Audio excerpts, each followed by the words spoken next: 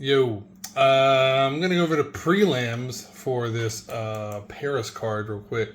I'm not going to give my picks exactly, but some thoughts on some of these. As the cards pieced together, like I said before, it was kind of like a stitched together card with 8 changes or replacement fights or fighters or whatever. The more I've looked at and studied it, I actually really like it. There's some pretty good fights on here. At least good matchups. There are some really crummy fights, like the women's fight, the first fight of the night. I really don't like the fight, but it's a good matchup to make you go, So starting with that, the first fight, Stephanie Edgar and Aylin Perez, however you say her name. The more I watch this Aylin Perez girl, the more I probably dislike her as much as I do Stephanie Edgar. It's like, does she want to be a fighter, or does she want to have like a OnlyFans page or something? If you go watch any of her fights on YouTube, they're all up there.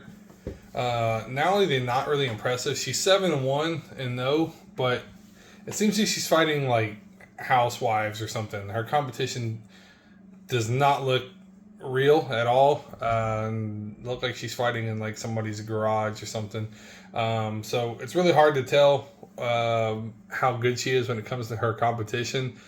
But the one thing we know is that she's flexible and she's in shape, because after all her fights, she likes to twerk and do this little dance. And again, so I don't know if she's wanting to be a OnlyFans page or a twerking model, or if she wants to be a fighter. We're going to find out. Stephanie Edgar looks like she's way taller. She's only an inch taller than this girl. I don't like Stephanie Edgar because I think she's a chump after she lost to Bueno Silva. Even though I have Bueno Silva, I didn't like the fact that she tapped and act like she didn't. But with that also, didn't really get to see any film because it happened so quickly. And the fights that are kind of available on YouTube kind of suck and they're old. I could go look her up on Fight Pass, but it's being lazy. So if it's not on YouTube, I don't really dive into it too much. With that one, I'll tell you, I'm probably going to take Stephanie Edgar. Not completely sold. Originally, I was taking Aylin Perez against the original opponent, and then they switched it to Edgar. The one thing that could work in either one of their favor or not, depending on how they handle it, is the fact that it's a short notice, put together fight, like a lot of these fights. So maybe that favors Edgar.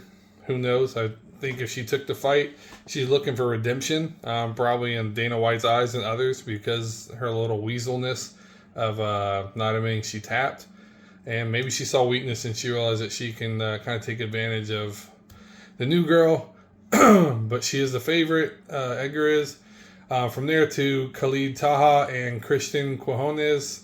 Taha is a little shorter. He's one of those fighters, when you look at him, you really notice how small they are. Like a Henry Cejudo or TJ Dillashaw, where they have that real like little person stature. It's kind of weird, and I don't know. It throws me off when I'm watching the fights. But he's 3 inches shorter than Quinones. I think Christian's going to use his length a little more, bouncing around. They can get into a brawl. I mean, this fight could end up with a finish, but I don't think it's one of the most exciting fights on the card.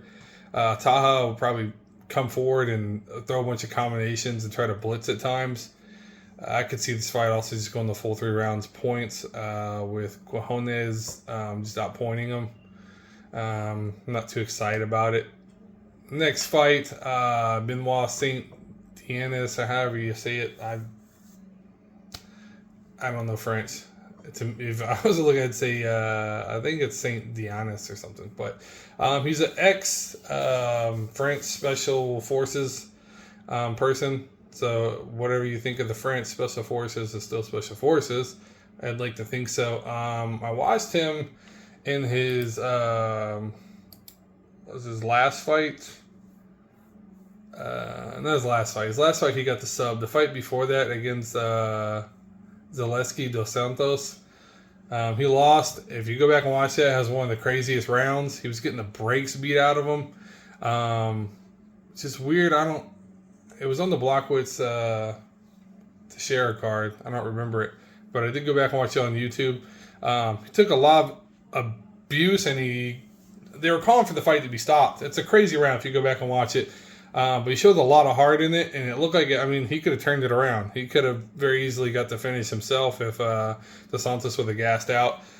So somebody's special forces or ex-special forces, that's what you expect, that they won't quit. Maybe that's why they let it keep going. I thought it was an awesome performance, and for that, I really like him in this fight.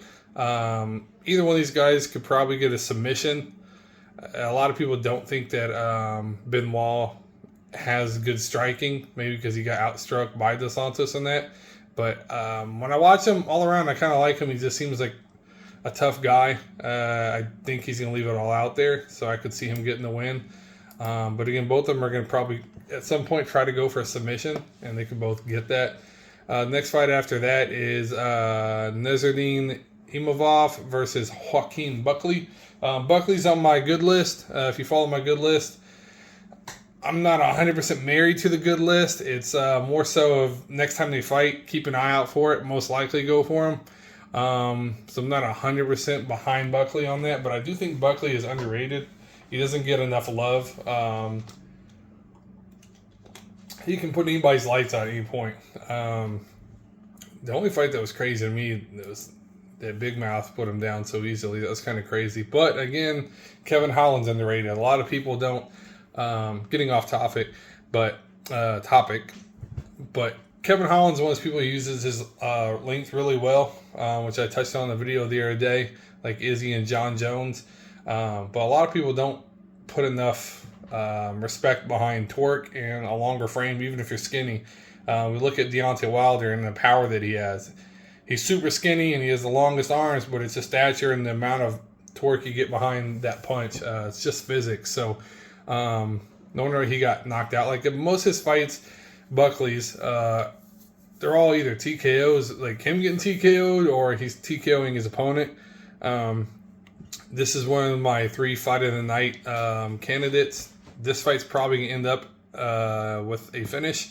Imavov, kind of same thing. The dude's really exciting to watch. I don't know if I've ever seen one of his fights live.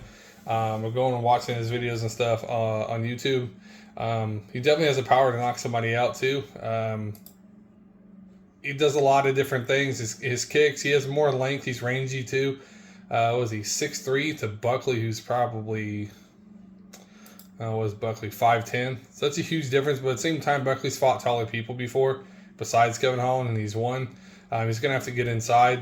Both these guys probably will take the first round to kind of fill each other out. But at some point, they're going to be swinging for the fences. There's going to be exchange in there, at least from Buckley. I can guarantee it. Buckley can keep his guard up and protect himself from high kicks and not end up like Usman. I mean, maybe he can catch an uppercut. And they're both dangerous fighters. That's going to be a really good fight. Again, so fight of the night candidate there. From there, Ziem versus Figlak. Back and forth on this fight as well. Even till like 10 minutes ago, still kind of watching the video and making up my mind on this. Figlak is 8-0, but he hasn't faced the same competition. Not in the UFC. This is his first fight in the UFC. He's going to put on a lot of pressure. He's kind of reminds me of another fight that's going to be on this card that I'll go over later with the Aarons and Gomez fight. But he's going to push the pace. He's going to come forward. He has more power than Ziem. But Ziem, same thing. He's lanky, has that ability to kind of keep people at range, look for the high kicks, any of that typical stuff, elbows. He's going to be moving around a lot, trying to stay off the cage. But Figlak is probably going to really push the pace, and we'll see if he gets tired out. I've seen him in some of his fights kind of get gassed. So if that's the case, then I could definitely see him getting put in like a Muay Thai clinch and just catching some knees or something. So it should be a really good fight.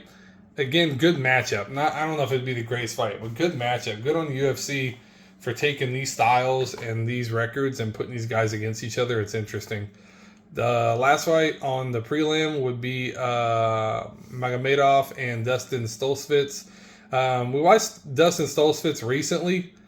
I don't know. It's always interesting when these fighters fight back to back or soon. It's like either a money grab or are they trying to really get back in there and they realize that they're in a flow or that they're getting better. Could be both with Stoltzfus. Maybe trying to stay in good graces, so he's not on the chopping block.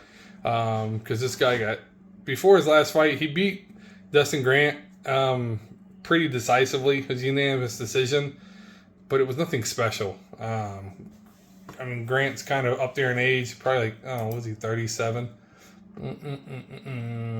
Grant. Oh, yep, 37. So, I don't know how I knew that. But before they lost 3 fights, the most recent, a submission to Jerome Milchart. Jerome Milchart is kind of like, drawing a blank, but you shouldn't lose Jerome Milchart. I mean, he's good on somehow he gets people to get to the ground and he squeezes out a submission, and that's what he did there. Stoltzfus is not anything impressive. He kind of pushes the pace, but not like a hard pace. Like, he's one of those people that would just kind of hang around endurance-wise, but it's only 3 rounds. Murgomedov, obviously, all these Russians and anything that sounds like Nurmagomedov or Magomedov, any of that stuff. His history is kind of weird. I think he probably has more power than Stoltzfus, but he's disappeared and he hasn't fought in 2 years. I did see him get completely put to sleep for the PFL Championship. That was back in 2018. I wonder if he's been gone this whole time, if he's just been training and getting better. But I'm thinking now I give the nod to him over Stoltzfus. To me, this is not really an exciting fight. I get to see this being 3 rounds of, I don't know, mild shots. Maybe there'll be some wrestling in there. It's really not an interesting fight to end the prelim. The one thing I've really noticed about this card is it's really interesting the order they put these fighters in. I don't know if they contract this guy with these guys when they start to really piece the cards together, but some of them are just disrespectful and weird. Like, Buckley and Imavov should probably be on the main card, and Chirico and Kopolov is the third to last fight of the night. That's crazy. Those should just completely switch places. The main card should be really good besides, I mean, that's a weird fight to be on the main card. So, yep, that's the prelims. I'll put up another video going over the main card a little later. Let me know if any of your thoughts, who you're thinking about betting on. I'll have my picks up in the morning officially. Appreciate you watching. Later.